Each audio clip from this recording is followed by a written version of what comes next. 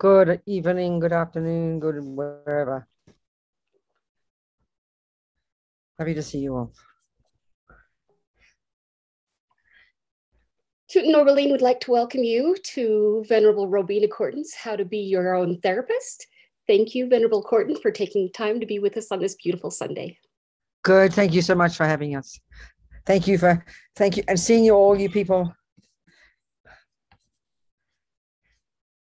So, dearest ones, happy to see you, happy to know you're here, happy to look at some things that we can use as tools in our day, coming from Buddhism, down to earth, that will help us do two things: develop our own potential and be of benefit to others. That's the bottom line. In a sense, it's really easy, but we make it complicated.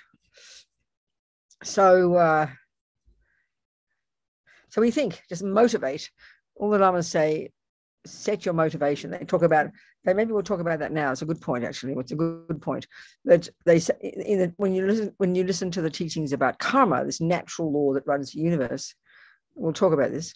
That the main factor, these are exact words, the main factor that determines the character of the thing we do. So in Buddhist terms, it's either a neurotic, deluded action that harms you and harms others, or it's a reasonable action that benefits you and benefits others. That's the way to put it. The thing that determines that, because the Buddha's view about karma is everything we think and do and say, nothing goes astray. Everything programs us. It's a really interesting concept. So let's unpack it in ordinary words. That everything we think and do and say, nothing goes astray. Everything is stored in our mind, and everything we think and do and say is what creating karma means, produces the person we become. That's the way to say it. Dalai Lama, His Holiness Dalai Lama calls it self-creation. In one way, this is a really simple concept, but another way, really quite shocking, because it's not what we think. It's not what we think is how things are. So the key thing here we're talking about is our motivation behind what we do is the key factor. And that's what I want to talk about. So let's first, though, have a kind of optimistic, positive motivation for doing this hour together, thinking we're going to listen to these words to see if we can take some tools from it to put into our life to help us do exactly this, as I said before, develop this marvelous person, the Buddha's view, and therefore to be a benefit to others, to be a benefit to ourselves and others, in other words. In one way, it's really down to earth. But when we listen, if you read the books, if you read the teachings on karma, and you read it from a Tibetan master, or from going back to the Buddha, it's obviously very ancient. I mean, when I first heard Lama Zopa Rinpoche teach Buddhism, when I first heard first time I heard the teachings for 1 month, one intensive 1 month course. For 99% of the time I heard Rinpoche's words, I heard the English, but I could not get my head around where it was coming from. It seemed so abstract and complicated and arcane. And of course, this is because, Lama Zopa Rinpoche, if you heard him talk and you heard someone in the 14th century talk, it would be the same. And this is the interesting point about Tibet. Tibet was actually isolated for up until everything changed in 1950, when their neighbors started barging in and decided that Tibet belonged to them, and that's now, we know, fundamentally changed everything there. But until then, they were pretty isolated. Very few visitors went there. So the good side of that is that their Tibetan monastic university system, where they studied Buddhism and practiced it, and all the monasteries all over the country, I think 1/6 of the population were ordained. There were maybe 6 million Tibetans, and 1/6 of them were actually monks or nuns. So it was left untouched. It wasn't disturbed. So really, it's quite true when Lama Zopa, the way you hear a classical Tibetan person teach, it's exactly the way they'd say it back in the 14th century or the 12th century, the 8th century, because that's what the texts say. So because they so value the lineage, they don't, why would they change it? And so, of course, because we in our culture, in Europe and America, in modern day cultures, we just talk very differently, you know. It's a really important point to understand. That's why when I heard Lama Yeshe teach, he had this astonishing ability. This is back in the 70s when he first met all the hippies who came to Kathmandu looking for enlightenment and drugs. They seemed to think they came together. Don't ask me why. Enlightenment and drugs. And then Lama Yeshe had this ability. Now he had such insight into the minds of these people. He was able to, when he learned English, he learned the English of the modern hippies. For me, it's like a joke. It's almost like Lama was born a hippie, you know. I can't stress this enough. The way things are presented is so profoundly different. So, of course, it's our job. I mean, we get very upset and think all these Tibetans, can't they talk like us? Well, how rude we are, you know. It's up to us to talk like them and then translate it into our own terms. The onus is on us, you know. They did that with India. Buddhism came from India to Tibet, the 7th, 8th, 9th century. So Tibetans made it their own.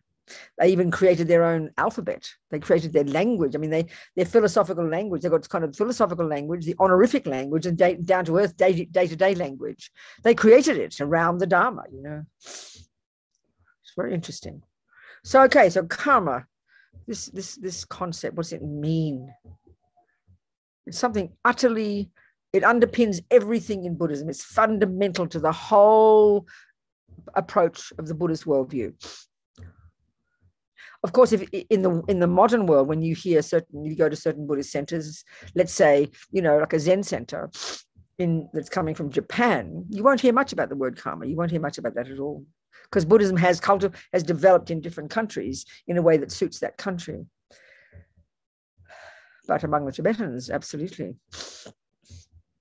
I know when I first heard the teaching, the word that kept coming to me was this word karma. I had no concept. I'd never heard it before. I'd heard the word. We all hear this word karma. We have all these hippie kind of meanings of it.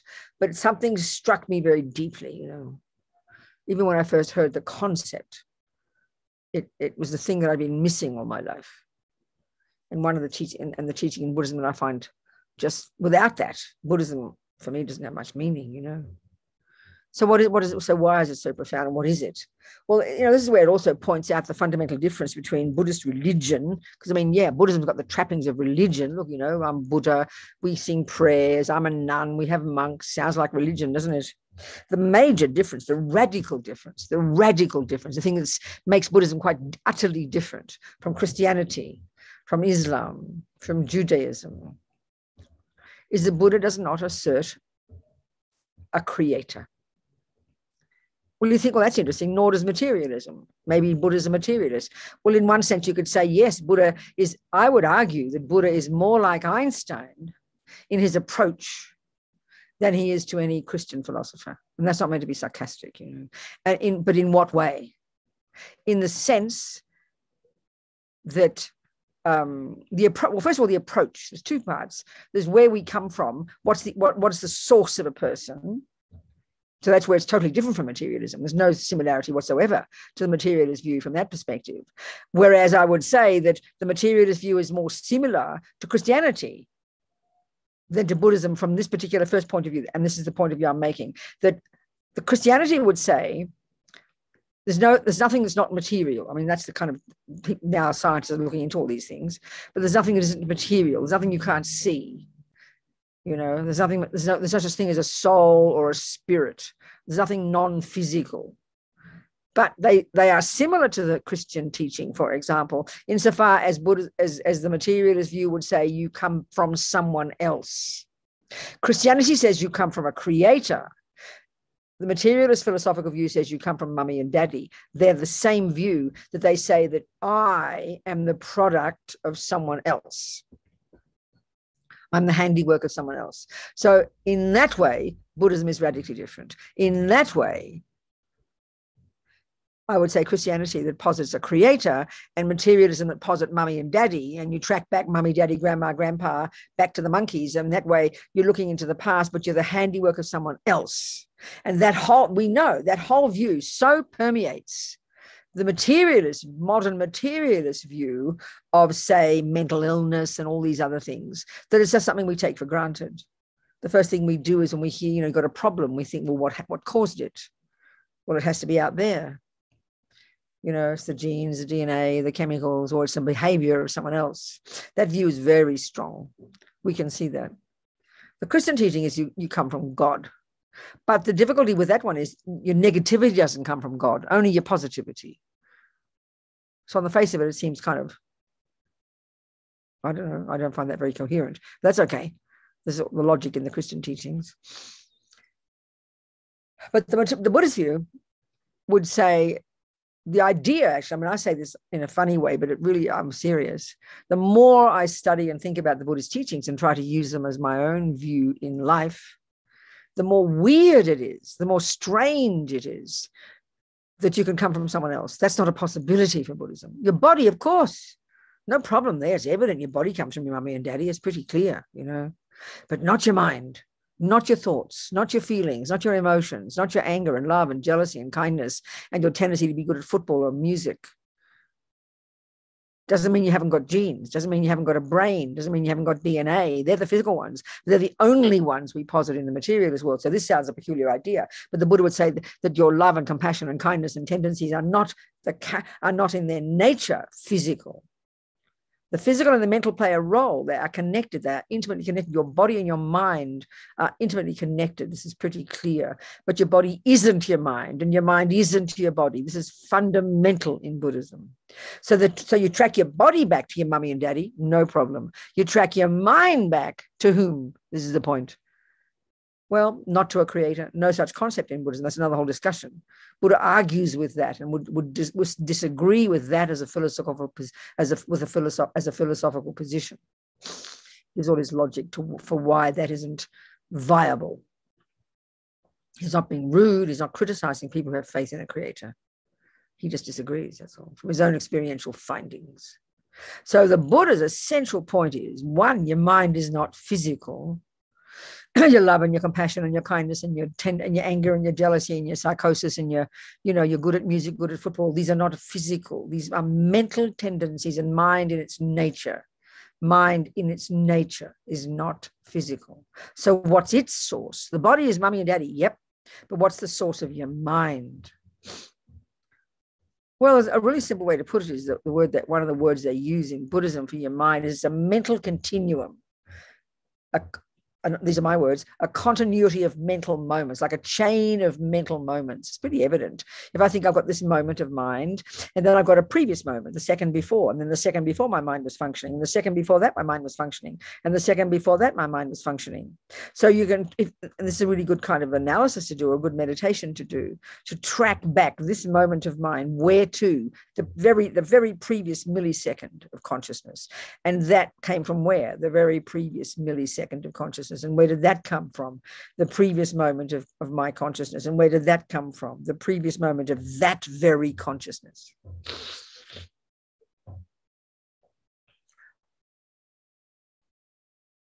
So mind it's got its own source.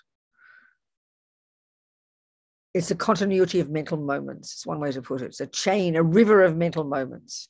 It's a chain of an unbroken chain of mental links. Naturally, this moment has to come from, this is the point, in a very precise way, they talk about how the source of this moment of mind comes from the very previous moment of mind. So this is the point. Other things have a role. Your boyfriend punches you in the nose.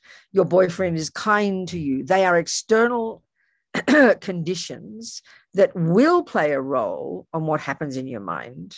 But our view is they are the main cause.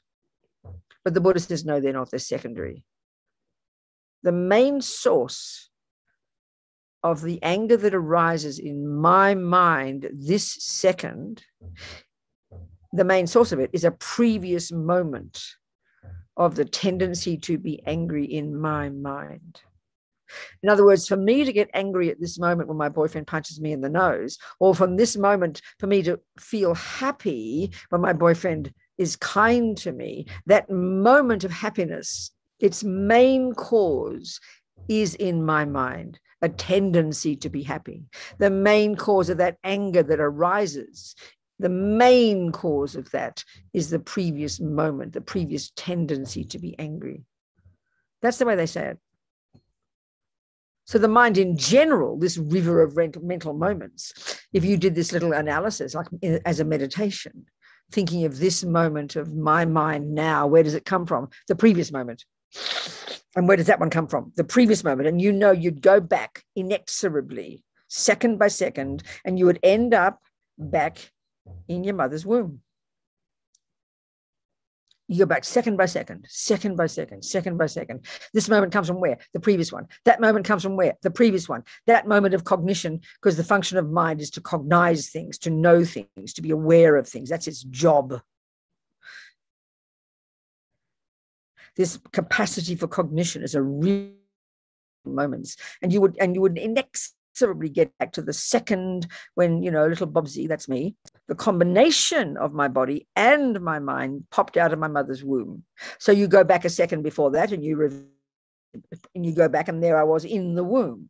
And the body, you track the body back in exactly the same way. That moment of the body comes from a previous moment. And it's sort of like you're reversing it. You're kind of going back in time. And you will get back to the first second of conception. So you track back, well, where did the body come from? That indeed came from mummy and daddy, from the egg and sperm. No argument there. But the mind, not. So you get back to the first second of conception. And now your body, track it back to mummy and daddy, no problem. Your mind, where did that come from? A previous moment of that very river of mental moments. And you track that back a few weeks, and you'll find that mind, the Buddha's view, was in a previous body, and so on and so forth. And then you think, well, where did I begin? We always want a beginning. We always want a first moment. So we keep tracking back. Well, Buddha says you get back to the conception in that life, and a few weeks before that, you're in a previous body. They say in the Buddhist view, you're never more than a few weeks not in a body, not in some kind of life. There's an intermediate state between these lives, which never lasts more than a few weeks, they say. This is the Buddhist view. So you think, well, maybe I began the lifetime before. Maybe I began 3 lifetimes ago. And you track yourself back in this same way, linear, cause and effect, one moment coming to the previous, and you think, well, maybe I began then in my mother's womb then, maybe at the time of conception, when the mummy and daddy in 3 lifetimes ago had sex, and then suddenly I began then. Well, no. How can that be? Because we're talking about this consciousness, which is not physical. So by definition, a moment of consciousness, in fact, a moment of anything, it has to have a previous moment. So even when you think of Dalai Lama, I'm jumping now, sorry, Dalai Lama in all his discussions with the scientists, all these conversations the last 30, 40 years, so many of them been published, they're amazing.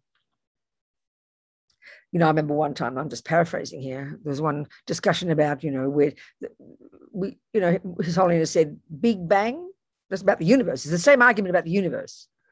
Where did it begin? Where did it come from? What was the first moment of the universe? We want the first Big Bang. We all want the first Big Bang, the first moment. Where did I begin? Where did it begin? Where did my anger begin? We always want we want a first cause. This is a really major point. It's capital F, capital C for the Christians. To have really intensive philosophical discussions about how there can be a first cause, which is called God, of course. Buddha totally disagrees. So as His Holiness said, Big Bang, no problem. Just not the first Big Bang, that's all. So even the universe itself, you can do exactly the same discussion, the same analysis, like a meditation. This moment of this physical world, you keep going back billions of years, whenever they said the first Big Bang was or whatever. But what was there then? There can't be nothing. By definition, something cannot come from nothing, by definition. So therefore, you cannot find the first. Buddha says this. This is really weird for our minds. This is very strange for our minds. But if you analyze it, it's got some logic to it. You cannot. Nothing cannot have a previous moment, because that's the logic of cause and effect. Cause and effect means this moment in my mind of my cognition is the result of a previous moment of my cognition. So how can my potential for cognition, how can my mind have a first moment? Because what was there before? What did it come from? Like I said, the Buddha's view about coming from a creator is just not viable. Of course, it's easy for me to say that, but this is when you study Buddhist philosophical views very intensively. You have to look into this to see how this can't be possible. The Buddha's view.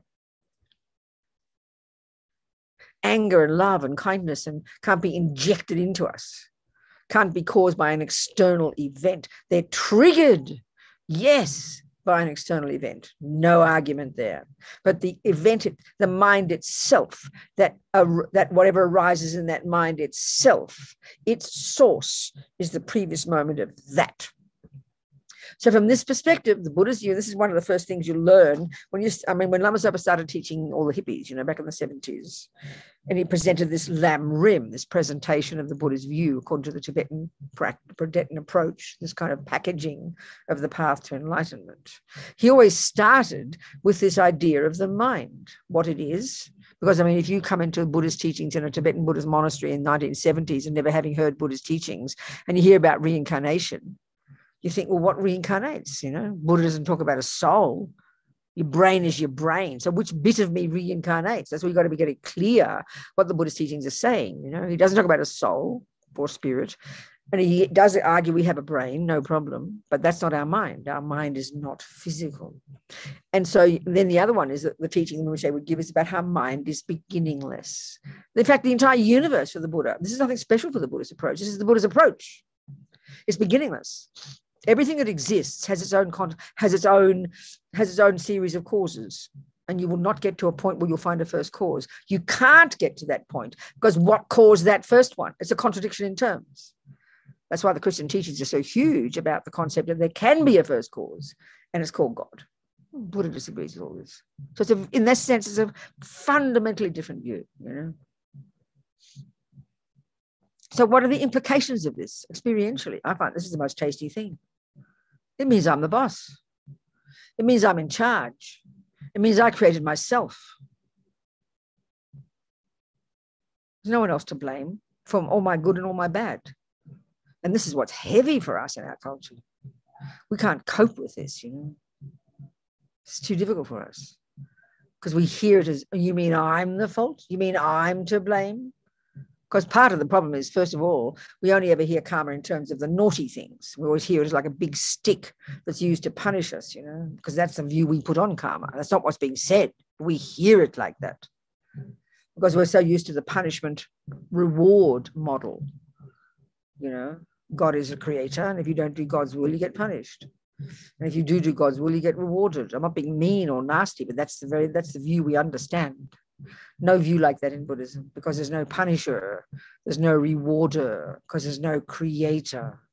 We produce ourselves. Because every millisecond of what I think and do and say, as I said before, none of it goes astray. Everything gets stored in my mind, and not just stored as some kind of abstract thing, but it's like sowing. That's why they use the concept of seeds and fruits all the time in the concept of karma. Whatever you put in the ground, whatever seeds you put in the ground, and therefore whatever you do around those seeds, that's the process of creating a flower. The main cause is the seed, but the air, the water, the soil, all play a major role. You can't have a flower without all those. So there are these secondary causes, and then there's the main cause. That's exactly the way Buddhism talks. The secondary cause for my happiness is my boyfriend's kindness. The main cause is in my mind, my tendency to be happy from having been happy before. Whatever the tendency you have, it's a tendency by definition is something you go towards it because you've done it before. You come into this life programmed with these tendencies, the Buddha would say, and they're your tendencies. No one gave them to you. They're from having done and thought and said them before. Whether you're a genius at music, I always talk about when I look on YouTube and see these little genius musicians at the age of 5, playing Bach. Or equally, you hear about a 5-year-old who kills somebody or kills a creature. We don't like to think like this because we like to think that we're all born innocent somehow. So it sounds very shocking to us to think a child can have psychotic tendencies, negative tendencies. But of course it's possible because you bring them with you,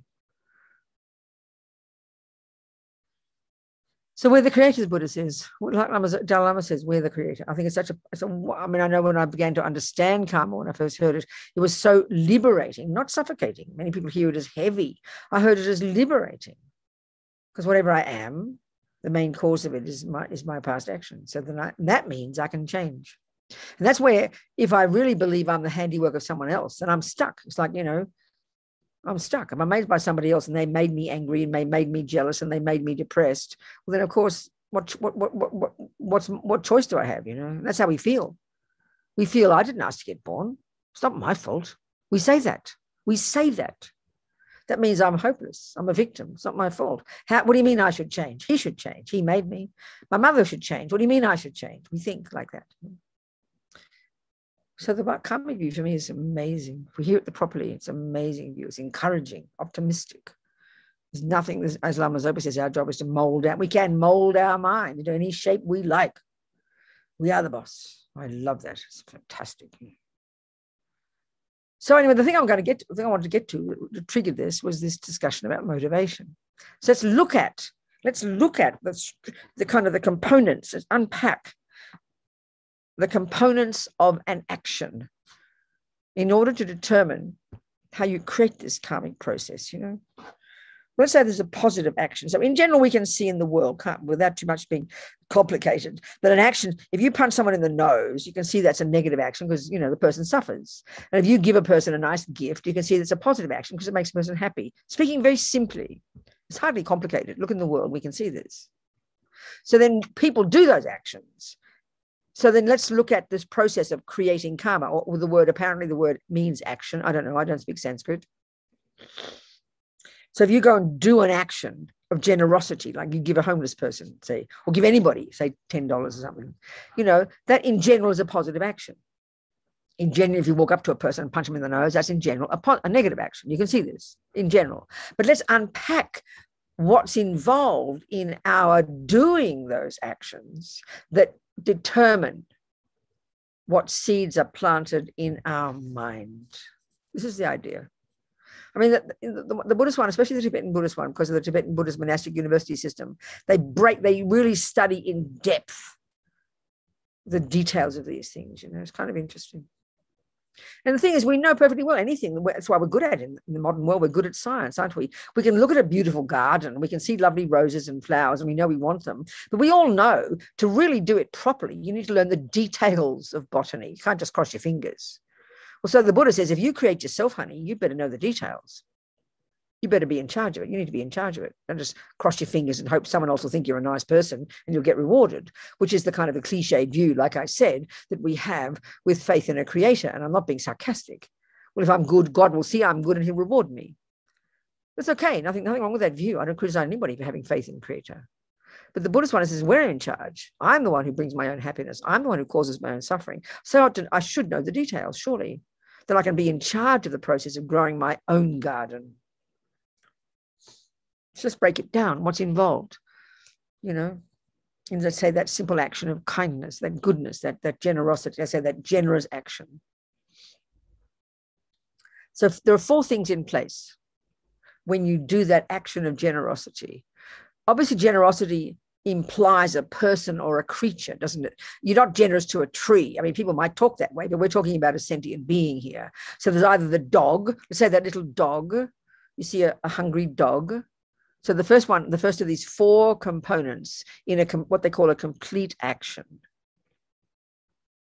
which then produces a seed that is dropped into I always talk about the bank vaults of our karmic seeds. We've got these different bank vaults of karmic seeds. So the main one is the complete actions of, say, goodness and kindness and generosity and love and compassion. The main seed that is dropped into your main bank vault, and this is the Buddhist view, the long-term view. One of those main seeds is the one that will be triggered at the time of your death to produce another lifetime. Because there's 4 ways that our actions or karma ripen.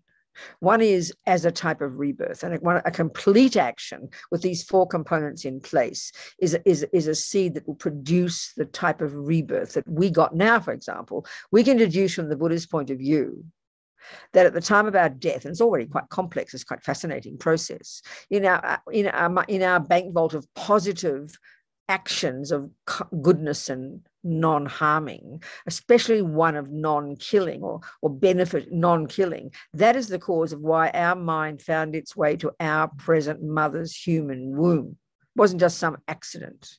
We caused that. So this action, let's say, Now, let's say the action of non-killing of that creature. I just use a mouse as an example. We don't tend to, well, we do kill dogs sometimes, whatever. But let's say a mouse, because you don't like mouse in your house, you know, people don't like mice much. So let's say there's a mouse in your kitchen. The first action, the first thing is the object. The second one, we're talking here, the action is going to be called non-killing. So the first thing, in order for it to qualify as a complete action, there has to be a creature, a living being. So it's a mouse. Number one. Number two, your mind involved in this. This is a crucial piece. And there's two bits there, roughly. There's much more complex than this, but this is keeping it simple. There would be the intention. Now, intention here is not meaning, oh, she had a good intention. Intention is like bare bones volition. I will. In this case, it will be, I will not harm that mouse. I will not kill that mouse. I must not kill that mouse. And so the second part of the second point, your mind involved in it, is now this is your motivation. This is where the motivation comes in, the most important. It's compassion, isn't it? It would be compassion, wouldn't it? You see them, and these come so totally together. Almost probably you could say the compassion arises first, if that's your tendency. And then from that comes, I must not kill the mouse. But these are so close together, it's like there's one moment of mind, but there's two bits there. There's the thought, I will not kill the mouse. And then there's what motivates it, what is underneath it, what drives that thought is your compassion. The same thing, you see a homeless person. One, there's an object, a person. Two, you think, oh, I'll give $10. What motivates that? Generosity, kindness, it's obvious. But they're so quick together usually, they're so quick. Unless you really struggle with it, unless you struggle with generosity and you're wanting to practice generosity. So you'll have the thought, maybe you'll have the thought first, oh, I can't have enough money. I can't give. And then you catch yourself and you go, I will give some money. And then why? Because you catched yourself, you changed your thought, you decide to give. And where does that come from? Your generosity. So your generosity is the motivation. Your compassion is the motivation for not killing. There's always that behind whatever we do. If you consciously decide, I will not give $10, I will not give any money to that ugly homeless person, what's the motivation? It's obvious, miserliness. I don't want to give. Why should I give to that person? That's miserliness is your motivation. But these come together so quickly. The intention and the motivation come so quickly together. It's like it's one thought. But the more we unpack it, we see it's not. And this is the part we can change, of course. So the first component in a complete action of non-killing, and we need bucket loads of those karmic seeds in our bank vaults in order to keep getting decent human lives so we can keep on practicing our spiritual path, we need to have lots of actions of really delicious, intentional non-killing, and ones that are motivated by compassion. Now, the third component is you do the action. There's the object, the mind involved, then the action, and you do the action of saving the mouse. You do the action of saving the mouse. And then the fourth is the result, happy mouse, and you release it. Thank you, Robina, bye-bye, happy mouse. That's a complete action of non-killing, speaking simply. A complete action of generosity. One, there's the homeless person. Two, your mind involved in it. One, I will give $10. Why? Generosity. Three, your hand goes in your pocket and you give the $10. Four, the person receives your $10. That's a complete action of generosity. Now, these are really rich, delicious, positive karmic actions that pop really delicious, rich karmic seeds in your bank vault. And these are the seeds that continue to produce future good experiences. It's like, this is quite technical really, but it's like that, you know. Now let's look at the motivation. The key is the motivation. The motivation for why you do something is the key factor that determines the character of the thing you do, and therefore the character of the seed you plant, and therefore the future result. So the stronger your motivation, negative or positive, the stronger the seed. So if you're really miserly, you really don't like giving, really, and have aversion, especially for that ugly homeless person, that powerful motivation, no way in the world am I going to give 1 cent to that person. The stronger your mind is involved in an action, the stronger the karmic imprint, because mind creates karma. It's just a word, you know. Your mind is the main player. It's obvious. The more your compassion, the more powerful the karmic seeds you plant. the more marvelous the future results. Because in general, the principle in the whole philosophy of karma, from the Buddhist perspective, the principle is so simple, it's almost like embarrassing. We think it has to be more complicated. That basically happiness, and happiness is referring to moment by moment of happy feelings, of good things happening. That is the fruit of your past virtuous actions. And this is a natural process. There's no judge, there's no rewarding, there's no punishing, there's no one calling the shots. It's a natural process. It just happens naturally. It doesn't need any external kind of person to judge it as good or bad. This is the major point to get. My mother's a Catholic, and she used to say, virtue has its own rewards. That's the Buddhist point totally. Virtue brings the fruit of our future happiness. So non-virtue, we don't like these words much, but analyze it, an action that's negative, coming from miserliness, anger, attachment, fear, jealousy, you name it. The actions we do on the basis of those motivations, what kind of seeds do they plant? This is not punishment, people. When you hear it this way, it's very humbling.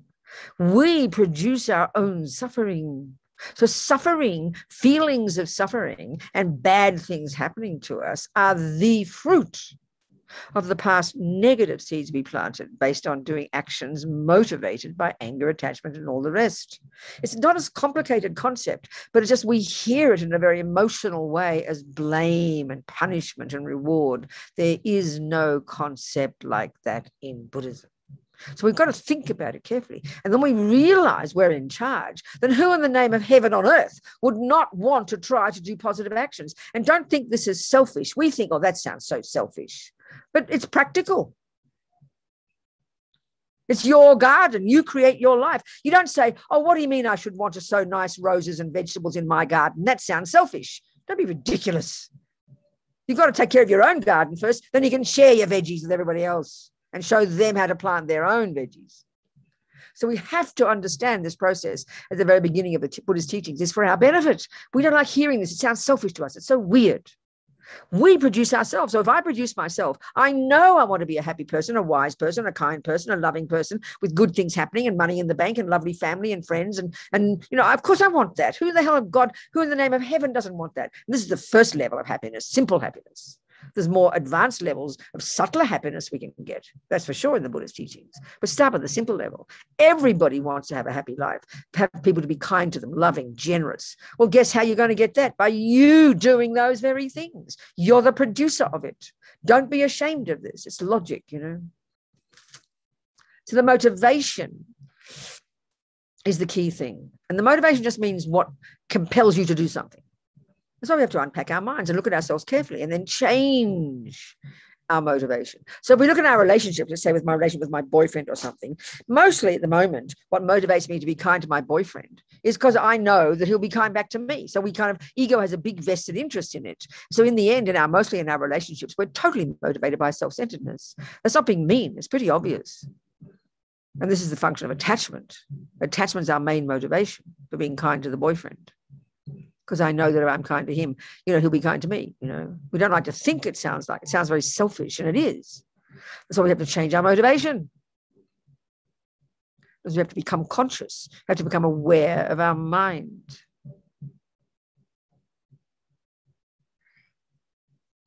So why is the motivation most important? It's pretty clear, isn't it? You know, let's say my boyfriend, I don't know who's my boyfriend today. I don't know. Who's my boyfriend? I can't see one. Fernando, there he is. Hello. Oh, he's busy. He's busy translating. I can't disturb his mind. He's okay. Say he's my boyfriend. He's busy translating into Spanish.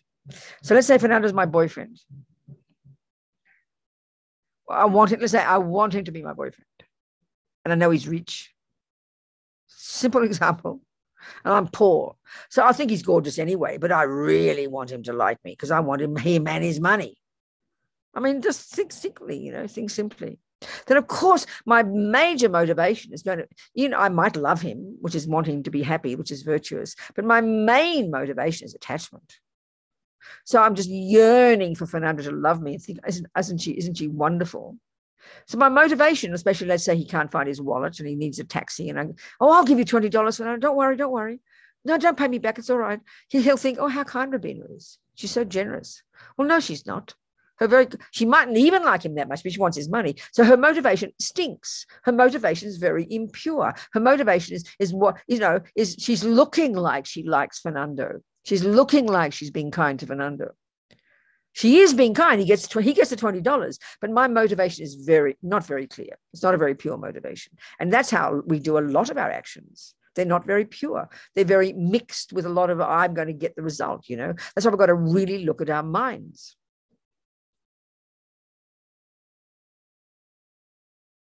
To make our motivation as pure as possible. And that's the real key in the Bodhisattva path, that the motivation is the key thing. It means you've got to become conscious of what we do, make our motivation as pure. Pure means positive, virtuous, kind, virtuous motivation. So this doesn't mean we won't get results. We know ourselves if we're kind to others. They're so happy that their happiness makes us happy. Don't be apologetic about that. But if in the end, when we're really craven, when we're really hungry for other people to approve of us and we're not very together in ourselves, this becomes a really difficult one. All we do is run around wanting everybody else to love us, and we don't realize our main motivation for doing anything is just attachment to be liked. That's how most of us are. So that's very fragile. So it becomes very inauthentic. It's sort of logical. You confuse yourself, you confuse the other person. So your actions aren't that virtuous. Whereas if you truly do a positive action, try to do a positive action without any thought, let's say an action of generosity, without any thought of getting something in return, that makes it much more powerful, more virtuous, a deeper, more powerful imprint left in the mind, So motivation is huge meaning. Of course, we have to work on it. We're human, And all of this implies incredible awareness of what the hell is going on in our mind. And then knowing we can change it, that it was not set in stone. Not like, oh, I'm just miserly, what can I do? Well, you can do everything. You can stop being miserly. You can change. You can mold your mind into an unmiserly mind. And that's the thing that's so encouraging about this approach. Ego feels, oh, I'm this way, I'm that, I'm no good, I can't change, I'm hopeless, we're set in stone. We feel this. This is our worst crime against ourselves. Nothing is set in stone. We can turn ourselves into whatever we want. But you've got to be conscious. And that's why if you seriously want to be a Buddhist, you study the meaning of it all. It's like you want to be a gardener. You don't just cross your fingers. You study botany. It's quite technical. Nothing wrong with that. It's wonderful. There are such explanations around, So, okay, now ask me some questions, I think. I've talked, look, I'm so sorry. I've talked for a full 45 minutes. Please forgive me. Usually it's questions and answers. I've hogged the limelight for 45 minutes. So quick, talk to me. Any questions at all?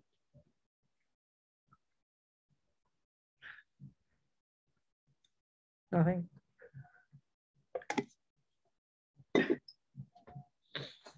Nothing at all. I'm stunned you into silence. There's Beth. Hi, sweetheart. Talk to me, Beth. Better?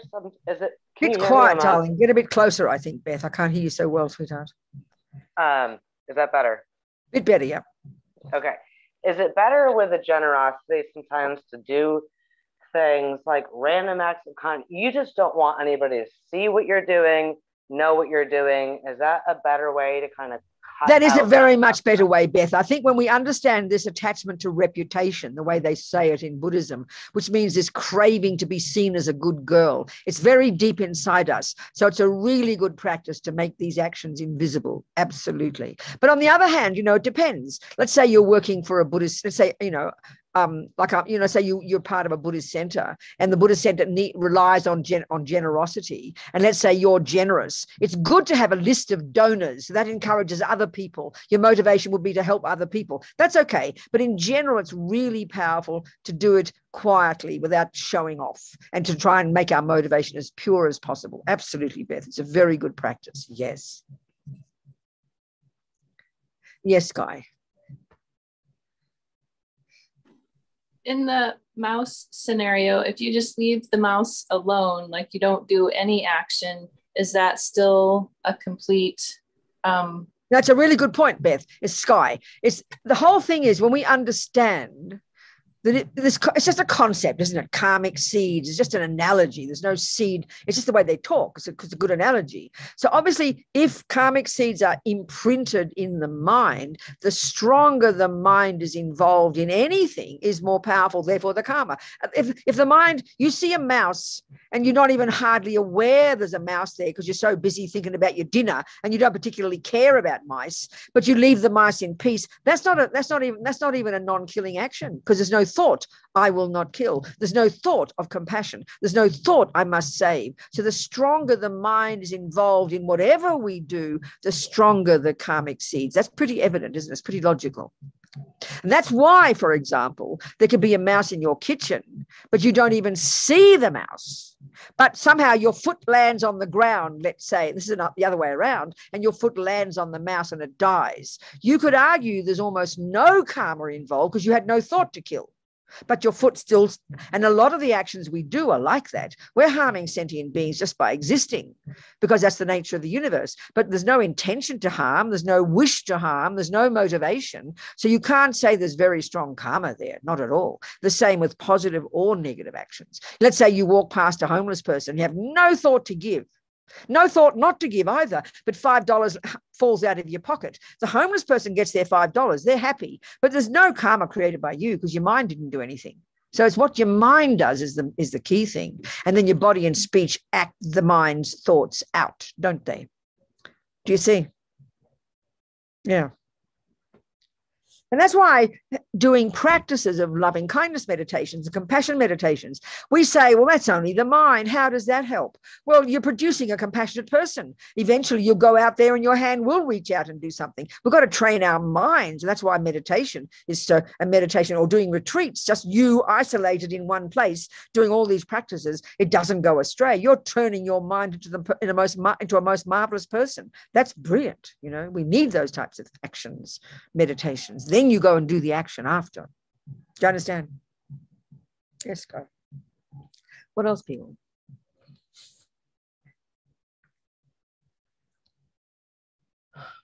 Nothing else? That's why, you know, often when we think about compassion and we think about helping people, we don't think of anything except you've got to help somebody. And you think if you're just sitting there feeling compassion, we think that's just a waste of time. It's not a waste of time. It's like you're training yourself. That's why going off into retreat. So, you know, I always mention when we talk about the different stages of the cultivation of this amazing bodhicitta, this incredible love and compassion, this wish to help others, much of that work is done internally. Much of that work is done in your own intensive retreat where you're turning your mind into unbelievable compassion and wisdom by practicing every single day. And that's not wasted, because then when you come out of retreat, you've turned yourself into a brand new person. Now you're going to be generous. Now you're going to be loving. Your hands will do it effortlessly, will give the money, will be kind, because you've trained your mind in love and compassion. You know, it's not just a question of getting a nice, loving, compassionate feeling, but you're training, you're molding your mind into a compassionate person's mind. So meditation retreat is so powerful. It's not wasted at all. What else, people? Dearest ones, no other questions? All of this implies awareness, because we're on autopilot 99% of the time. And that's even, you know, that's whether you've got a tendency to be negative and mean, or whether you have a tendency to be loving and kind. Think this way. We might look at ourselves and go, well, yeah, I'm just naturally generous. What do you mean I should practice? I just do it naturally. Well, what does it mean by doing it naturally? You've obviously practiced it before, and you came into this life as a generous, loving person. Well, don't just think, oh, well, it's natural. I'm just born this way. It's too concrete. You produce the person you become. Why? Because you've practiced being kind. You've practiced it in the past. So the implication of that is I better keep practicing it. Don't just take it for granted. Oh, I'm just naturally kind. What do you mean I should practice? That's seeing it as very concrete. That's almost in the same way as a person saying, oh, I'm just naturally mean. You can change it. Well, you can become even more compassionate. And we can see some people are like that. Without doing any spiritual practice, some people are naturally loving and kind and generous and are also naturally happy. We can see people like that. But don't just take it for granted. Oh, it's just potluck. They're born that way. That's so superstitious. That's so nihilistic in a way. It's just sort of like looking in a garden full of roses. Oh, well, there's just flowers there naturally. No, there aren't. You grew the damn things. You must have worked really hard in a past life to produce a beautiful garden full of love and kindness. So you take that and you think, I'm going to become even more loving and more kind. And you'll see the proof. If you're a person who's loving and kind and generous, and you know, you don't get too unhappy, you don't get too angry no matter what happens, how incredible you are. But don't just take it for granted. That's the fruit of your past practice. So keep practicing, okay? Don't just take it for granted. So that's why the idea of karma and reincarnation has a real experiential meaning. It's not just intellectual, who cares sort of thing. It has a great meaning because you come into this life programmed with your tendencies. And that's why you can have such compassion for some people. Can you imagine look at our habits now. Maybe we don't go and rape and kill and terrorize too many people, right? But look at our attachment just to boring old cake. Can't control your mouth. You can't control your hand. You keep putting the cake in. We all know that. But can you imagine being born and you don't know why? You're born with a tendency to want to kill or torture. I remember reading about a serial killer in America 40 years ago. I can't remember. Jeffrey Dahmer, his name was. I remember reading about him. And he tortured. He did the weirdest things. He, ate the skull, all these awful things that we find are so horrific, eating human flesh and things.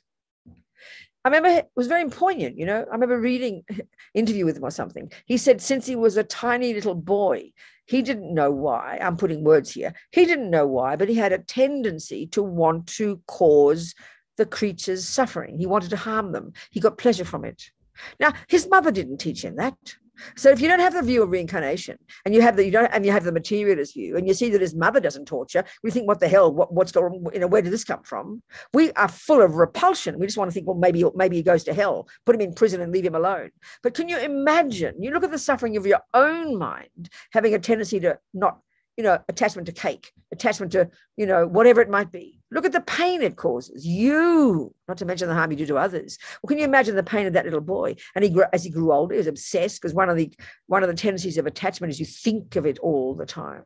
You think of that all the time. Can you imagine thinking of torture all the time? Forget about the suffering he causes other people. And that's why the fundamental point in Buddhism, you've got to know your own mind well enough and your negative tendencies as well as your positive, because you want to have compassion for yourself. Then you can have compassion for other people. Now you know why they do terrible things to each other, because they're born with that tendency from having done it before. It's the basis of compassion. It's the basis of compassion for others. But you will not get that until you see yourself and own your own rubbish, own your own pain, own your own tendencies. This is so important.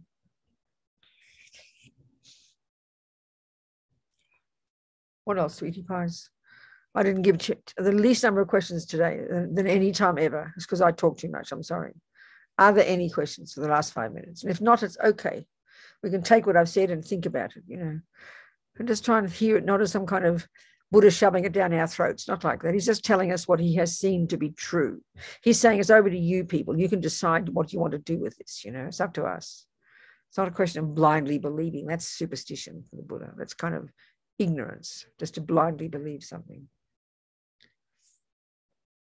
Anyway, as I said, I found this one from the time I first heard the teachings when I was like 31 or something. Most powerful. The one of karma was hugely something that I really, from day one, was never a struggle for me. I loved the idea of karma, that I liked it. I joke about it, but I say I love being the boss. Well, karma's actually, you're the boss, honey. You create yourself. I think that's a brilliant idea. I love that. That's why I like it so much, because I'm a bossy girl. 4 minutes. You sweetie pies. Nothing to say, nothing to do. That'll do then. Yeah, go on. Beth down, sweetheart. Yeah.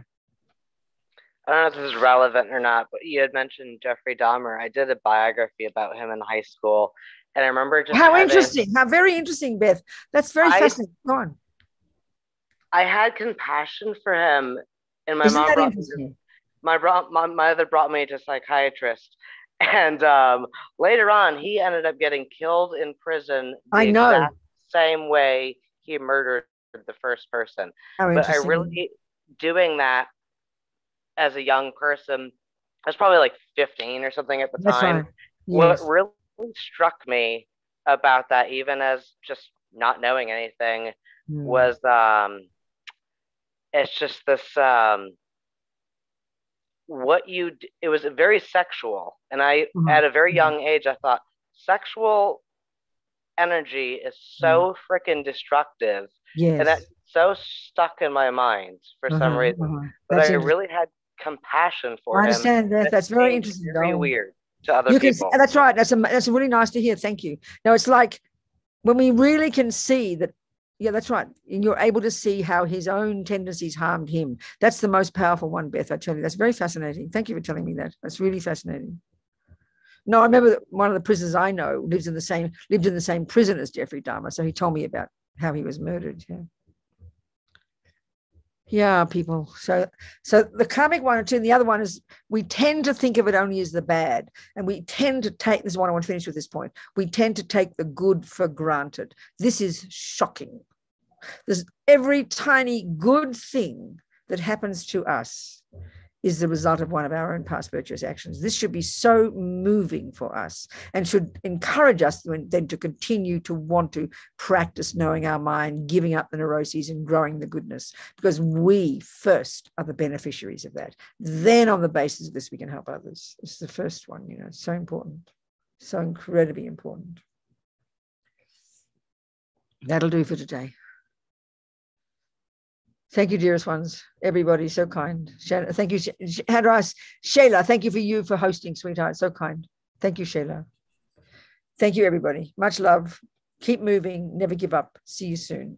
Bye, Di. Thank you.